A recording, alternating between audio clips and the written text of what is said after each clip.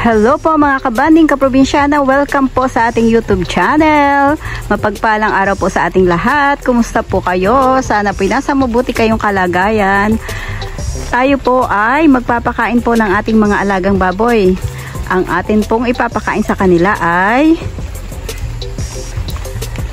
para po sila ay lumusog, mataas ang timbang, para po tayo ay makatipid sa feeds. Pandagdag po, pandagdag na pakain para makatipid sa feeds kasi po sobrang mahal po ng feeds. At ang ating pong ibibigay sa kanila ay walang iba kundi ang ito po, kalabasa. Ayan po. Paano nga po ba ang dapat ang aming ginagawa? Ang aming diskarte o pamamaraan sa pagpapakain po ng kalabasa sa ating mga alagang baboy. Ayan po, ang ibabahagi po namin sa inyo ay ang pagpapakain po ng kalabasa sa aming mga alagang baboy. Ayan po, sana po may matutunan kayo sa video na i-share ko po sa inyo today. Ayan po, wala po tayong dalang kutsilyo o itak, pero tatanggalin po natin ito sa pamamagitan ng ating paa. Tuntungan lang natin itong amlay. Tapos ipupush natin.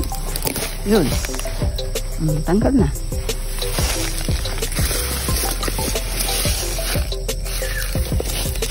Ayan, tatlong kalabasa. Ano pa isa? Siguro marami pa dyan kalabasang maiwan. Kaya lang, hindi na nila binalikan. Sayang. Ito po ang kalabasa, oh. Padalawa ko na po itong nakikita. Ayan po, kukunin po natin. Dalawa na po ang ating nakuhang kalabasa. Sayang naman, iuwi na lang natin. Ayan po, nakuha ko po yung isang kalabasa. Pinapakan ko lang po yung kanyang amlay. Tapos ayun, natanggal na po. Kasi wala po akong dalang kutsilyo o itak.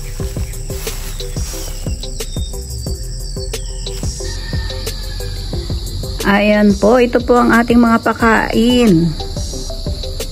Para po sa ating mga alagang baboy. Mga libre lang po ito dito sa bukid. Kalabasa at saging na saba.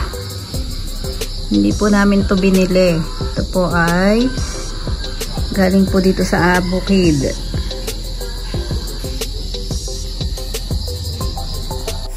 Hinuhugasan na po ni Papa ang kalabasa po na aming nakuha doon po sa taniman.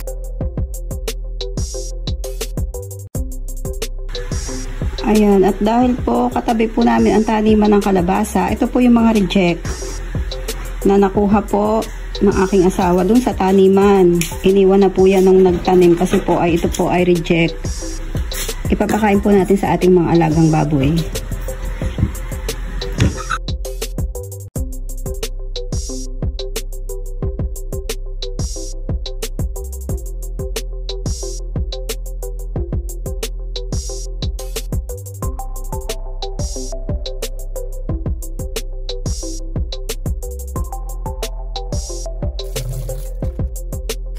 Ayan po, tapos na pong hiwa-hiwain ng asawa ko ang kalabasa. Nilagyan niya po ng konting asin at papakuluan lang po ito ng mabilis. Half cook lang po natin ito lulutuin. Basta po at nakuluan ng konti ay pinapatay na po ang apoy. Kasi po ay mabilis po siyang malalabog. Kasi po ay sobrang ninipis po ng gayat ng asawa ko. Binibigay po namin yan sa aming mga alagang baboy ng lunch at hapunan.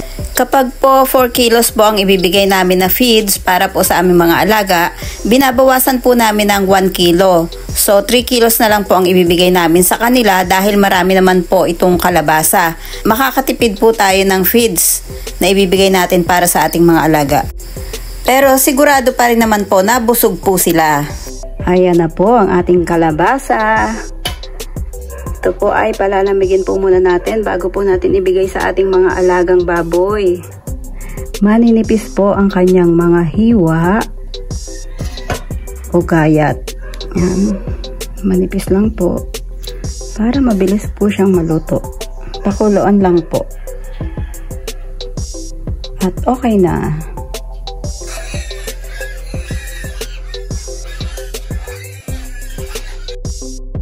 Mga kabanding, kaprobinsyana, ito na po yung feeds, hahaluan po natin ng kalabasa. Ayan po ang diskarte namin sa pagpapakain ng aming mga alaga. Ito po yung sigurado po na mabuti po para sa ating mga alagang baboy dahil ito po ay gulay, ito po ay masustansya. Kaya po sigurado po ang kalusugan ng ating mga alagang baboy. Paghahaluin lang po at ready na po. Ito po ay pwede na pong ibigay natin sa ating mga alaga. Napakabuti po ng Lord sa buhay po namin at marami po siyang ipinoprovide na pwede pong maipakain po namin sa aming mga alaga para po kami ay makatipid sa feeds. Kagaya nga po nito, may taniman po ng kalabasa dito sa tabi po ng aming pig pen. Kaya po libre po sa amin itong kalabasa. Kung sa inyo pong lugar ay mahal po ang kalabasa, ay huwag na po kayong magpakain. Dito lang po kasi marami pong reject, hindi na po siya nabebenta, at yun po ang aming kinukuha dito po sa taniman. Kami na po yung kumukuha ng mga naiiwan nila na hindi na po nila babalikan at hindi na po nila ibebenta. Hindi na pwedeng liguan. Kanina malilinis yung mga yan. Ngayon, madudumi na.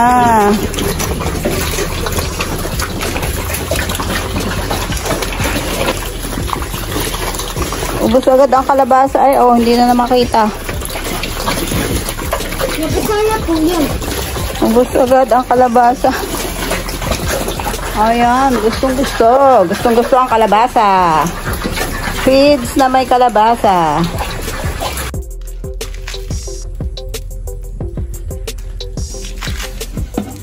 Natin ang asin. May asin po. Ang asin din po magaling din daw po yan sa baboy. Kaya kailangan po natin lagyan ng asin para po magkalasa. Tira-tirang kanin at kalabasa. Nakakain din po ang aming mga alagang aso ng kalabasa. Magaling sa asin.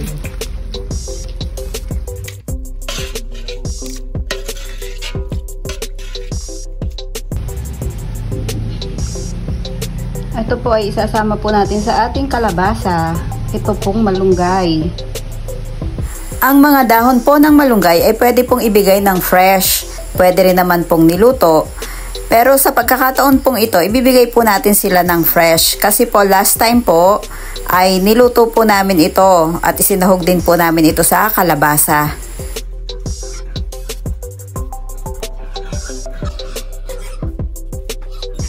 Kalabasa at malunggay. Maraming beses po namin silang napapakain nitong pagkain na ito kasi po ay marami po kaming nakuhang kalabasa. Marami pong libreng kalabasa kaya po paulit-ulit po namin silang pinapakain ng kalabasa at malunggay. Bukod po sa talbos ng kamote, sa madre de agua at sa ipil-ipil, ayan po ang aming mga pakain sa aming mga alagang baboy. Kung minsan po ay saging na saba, basta kung ano po ang available na pwede po naming ipakain para po kami po ay makatipid sa feeds. Ito po ang aming diskarte sa pagpapakain at alam ko po na meron din po kayong sariling diskarte sa pagpapakain po ng inyong mga alagang baboy. At iginagalang po namin kung ano man po yung inyong diskarte o pamamaraan sa pagpapalaki ng inyong mga alagang baboy, lalong-lalo na po pagdating sa pagpapakain sa kanila.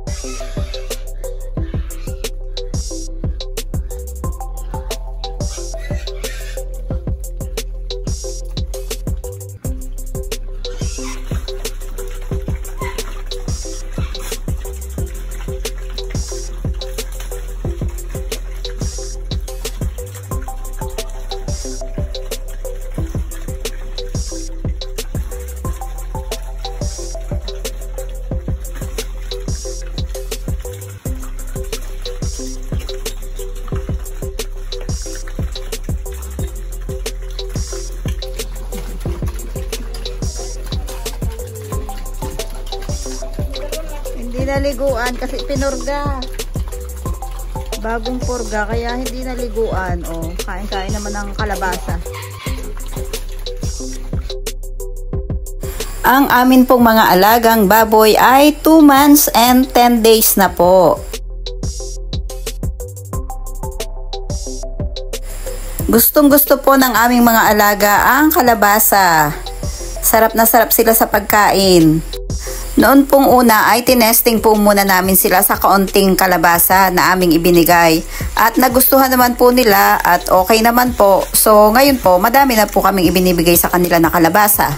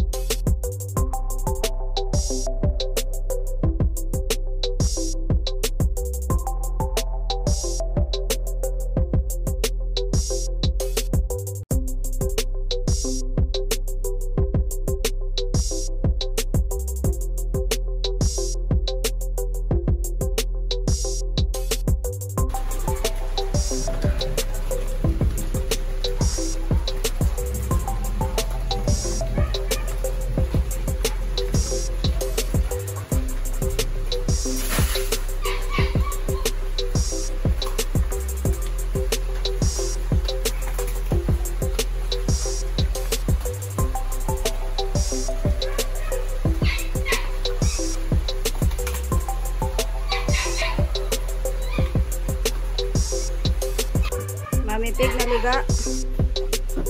Naliga si Mami Pig, naambo na.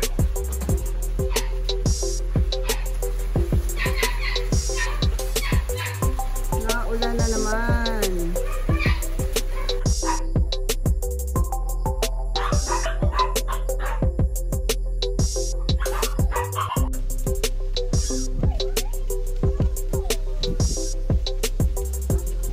Pinamitas ka pala.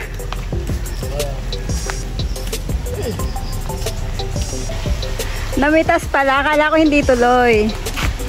Hindi tuloy ako nakapunta doon. Yata yung nadalaw kanina, wala pa eh. Yan, may dala si Joey ng kalabasa. Joey, hindi ko alam na nag-harvest ngayon ng kalabasa. Nakita ko na lang yung karito na dumaan. Ayan, season po dito sa amin ng kalabasa. Kaya po, oh, nag-harvest sila. Ang daming na-harvest. Sister, ang dami mong kalabasa. Ayan, ito po yung mapapanood nyo po sa YouTube. 60. Meron po akong YouTube channel. Ang Probinsyana Nakikay po ang aking YouTube channel. Paki-watch po, subscribe, and paki-share na din po. Maraming salamat po. 10 tinulada po, ma'am. 10 tinulada. 10 tinulada. Naku, Diyos ko, napakarami naman. 10 tinulada. Ibig sabihin, 1,000 kada isang tinulada. 10,000. Yan. Dito.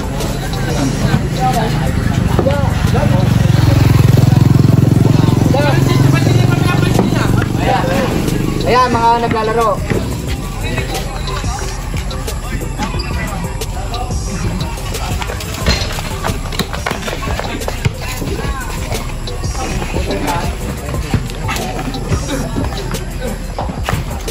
Sir, ilan po laman ng inyong truck? Ilan nga po? Tons po yan, 10 tons. 10 tons. 6'3".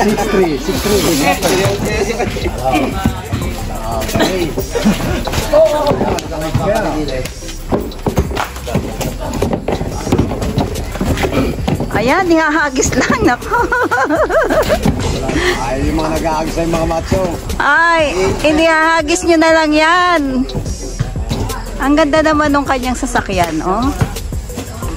Parehong Parehong na open po yun, side na yun. Ang bubong. Wing band po yan. Ang galing naman po ng sasakyan nyo. Siguro po, mayaman na kayo. Laki ng kinikita nyo sa pagbibiyahe. Ayun po yung boss o. Ayun o. Ayan, si Sir. 6'5". Mayaman na tayo. No, 6'5".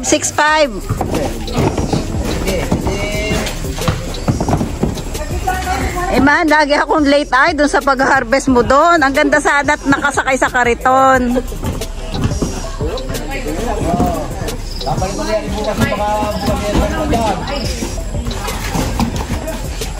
Abalik na liyan bukas. Makapelo ka dyan kahit na balibat. Pumunta ka rin yan. Ipilit yung mga karga yan. 60.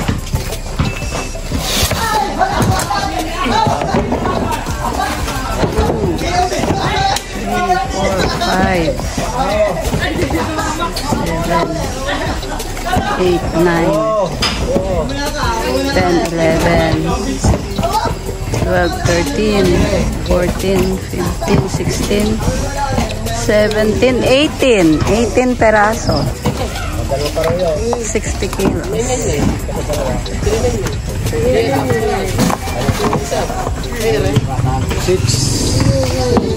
60 na.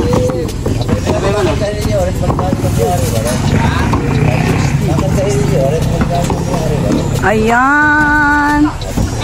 Dito tayo sa gilid. Para mo lang. Diyan po ako. Para kayong aking utol eh. Dari rin na lahat na ito.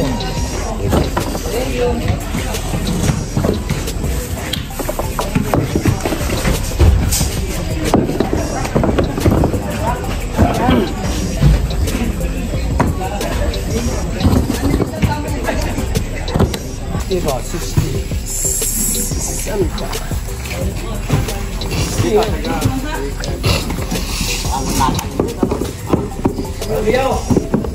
Eh man, mga ilang kilo ang isang harvest sa tansya mo? Minsan po yan lang. May 1 tons. Oh, isang pitasan. Parang madami ngayon. Nasa walang dalawa. Ah, ito. Nasa 2,000.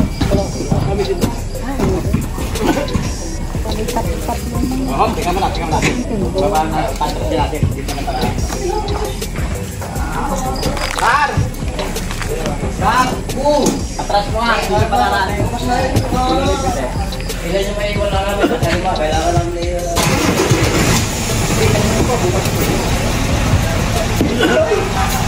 Ang ganda-ganda na sasakyan nila, oh. Tsaka hindi pa nakakapita. Kapita tama. Bukas pita. Oo, yung kanya pala hindi pa napipita. Hindi po pila kayo. Saan po ang dala niyan, sir? Pangasinan po. Oh, Pangasinan. Taga dito po kayo? Ay, Pangasinan. Ah, Pangasinan. Sa Pangasinan pala ang dala nito. Ayan. Hello, sir. Ingat po sa biyahe.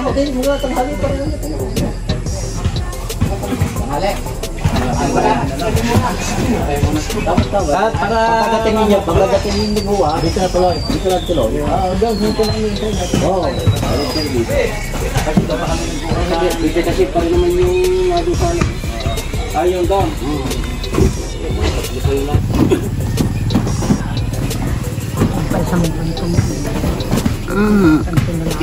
Ayan, oh. Oh, para makasama kayo. Yung aking bahay. Ang bahay ni Kamuding. Thank you for watching. Please don't forget to like, share, and subscribe. Thank you and God bless mga kabanding. Hi! Mag-hi ka dali!